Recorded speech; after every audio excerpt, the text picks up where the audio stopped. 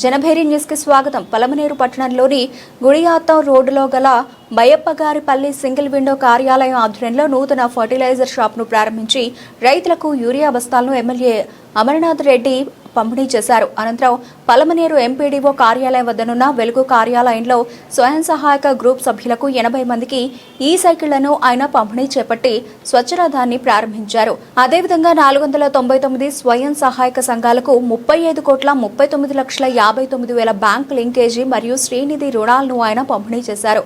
ఈ సందర్భంగా ఆయన ప్రభుత్వం చేస్తున్న సంక్షేమ అభివృద్ధి కార్యక్రమాలపై ప్రసంగించారు. అంతేగాని ఇదేదో రాజకీయ వేదికగా నేను మాట్లాడేటువంటి కార్యక్రమం కాదని చెప్పి సందర్భంగా కూడా మీ అందరి దృష్టికి తెస్తా ఉన్నా.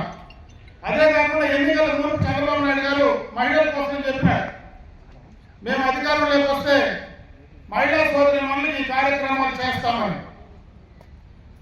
ఈరోజు అప్పుడే మా సోదరి మనం మాట్లాడుతా ఫ్రీ బస్ అంటే ఆందోళన వచ్చింది.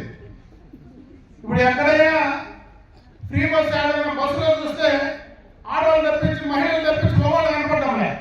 ఎందుకంటే వాళ్ళకి చాలా కూడా కనపడడం లేదు. లోపల మొత్తం కూడా బస్సులంతా మహిళా సోదరి మళ్ళీ ఫుల్గా ఎక్కి యాడికి కావాలంటే ఆడికి తిరిగిపోయేటువంటి పరిస్థితి ఉంది. ఈరోజు కుప్పం నుంచి శ్రీకాకుళం దాకా మీరు యాడికి పోవాలంటే మిమ్మల్ని ఎవరు రూపాయి టికెట్ డబ్బు కట్టమని అడగకుండా ఈరోజు బ్రహ్మాండంగా కూడా మిమ్మల్ని తీసుకునేటువంటి పరిస్థితి, ఆ రోజు ఇచ్చిన మాట నిలబెట్టుకునేటువంటి పరిస్థితి చంద్రబాబు నాయుడు గారు చేశారు. ఈ కుటుంబ ప్రభుత్వం చేసిందని చెప్పి సందర్భంగా దృష్టి చేస్తా ఉన్నా.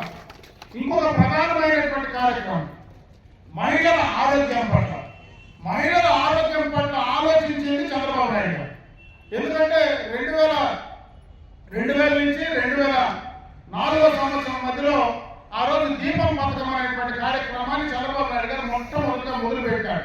ఆ రోజు కూడా అందరూ అనుకున్నారు ఏందో దీపం పథకం అంటే ఎందుకు మొదలు పెడతా ఉన్నాడు. ఆ రోజు మనకి గ్యాస్ పొయ్యిలు అలవాట్లేదు, గ్యాస్ పొయ్యి అంటించాలంటేనే భయం, అదేదో కాలిపోతుంది, సిలిండర్ పగిలిపోతుంది అని చెప్పి చాలా మంది గ్యాస్ కనెక్షన్ తీసుకునేదానికి కూడా ఆ రోజు భయపడుతూ ఉన్నారు. ఆ రోజు మొత్తం కూడా కట్లు పొయ్యితో, ఎందుకంటే నేను ఆ రోజు శాసనసభ్యులుగా ఉన్నాను కాబట్టి నాకు తెలుసు, అందరూ కట్లు పొయ్యితో వంట చేస్తూ ఉంటే ఆ ఊదులు కూడా ఎత్తుకొని పోతూ ఉంటే అవి సరిగ్గా ఏమన్నా కొంచెం తడి ఉండేటువంటి కట్లు వేస్తే మొత్తం పొగ బయటకు పోకుండా లోపలికి పోయి కళ్ళు దెబ్బతినేది, ఆరోగ్యం మనసు దెబ్బతినేటువంటి పరిస్థితి ఆ రోజు ఉండేది. ఆ రోజు అందుకే దీపం 1 పథకం ఆ రోజు మొదలు పెట్టడం, గ్యాస్ కనెక్షన్లు ఉచితంగా ఇచ్చి మీకు గ్యాస్ అలవాటు చేసినారు. ఈ రోజు ఎక్కడ కానీ ఏ గ్రామంలో మారుమూల గ్రామానికి పోయినా కట్లు పైతో వంట చేసేవాళ్ళు ఎవరు లేదు. 99.9% పూర్తిగా కూడా గ్యాస్ తోనే వంట చేస్తూ ఉన్నారు. అక్కడ ఎక్కడ కూడా మీకు ఆరోగ్యం పాడయ్యే పరిస్థితి లేదు. అందుకే మళ్ళా అధికారంలోకి వచ్చిన తర్వాత 3 సిలిండర్లు మీకు ఉచితంగా ఇవ్వాలని నిర్ణయం తీసుకున్నారు. ఇచ్చిన మాట ప్రకారం ఆ 3 సిలిండర్లు కూడా మీకు ఇచ్చినటువంటి సందర్భాన్ని కూడా ఒకసారి గుర్తు చేస్తా ఉన్నారు. అదేవిధంగా మహిళా సోదరులు మనం అప్పుడే చెప్పారు, గత ప్రభుత్వంలో తల్లి వందనం కార్యక్రమం ఇంట్లో ఆ రోజు వాళ్ళు మాట్లాడిన మాటలు నేను ఇప్పుడేమి వాళ్ళపైన విమర్శించాను. ఆ రోజు వాళ్ళు కూడా చంద్రబాబు నాయుడు మొదలే చెప్పారు, బిడ్డలకంతా మేము తల్లికి అమ్మఒడి పెడతామని. ఆ రోజు వాళ్ళకి అమ్మఒడి పెడతామని.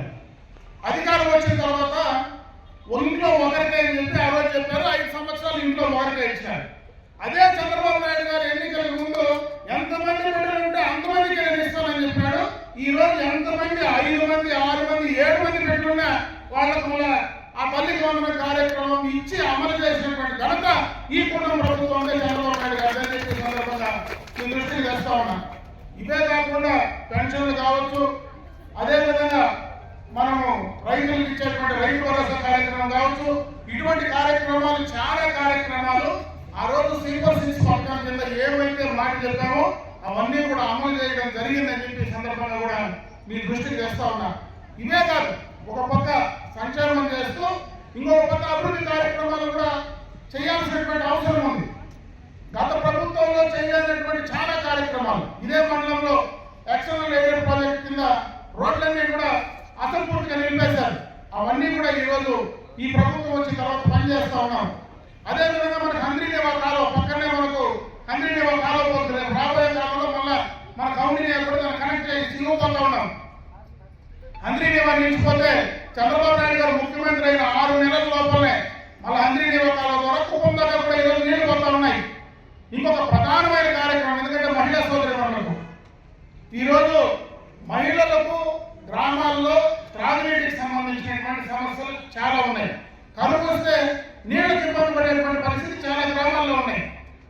దీనికి ఒక ప్రత్యేకమైనటువంటి కార్యాచరణ ఈ ప్రభుత్వం తీసుకున్నది.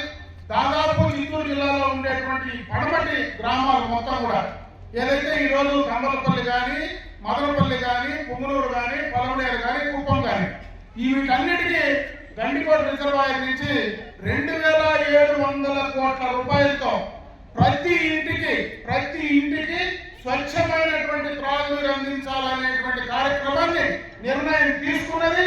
జీవో కూడా బయటకు వచ్చింది.